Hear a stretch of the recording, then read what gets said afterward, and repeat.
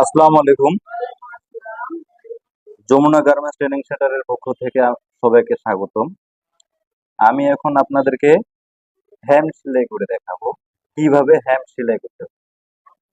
একটা প্যান্টের হ্যাম দুই মিলে হয় এক পেয়ার, ওয়ান পেয়ার। ঠিক আছে, হ্যাম প্রথমে একটা ভাঁজ দেওয়ার লাগবে, তারপরে আরেকটা ভাঁজ, দুইটা ভাঁজ দেওয়ার পরে মেশিনে নিলাম, নেওয়ার পরে এই যে এইভাবে কাপড়টাকে ধরে, হ্যাঁ,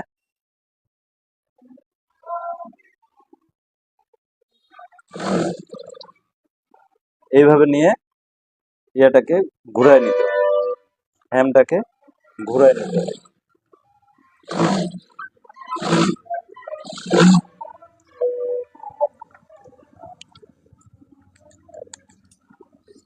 এটা হইলো হ্যাম।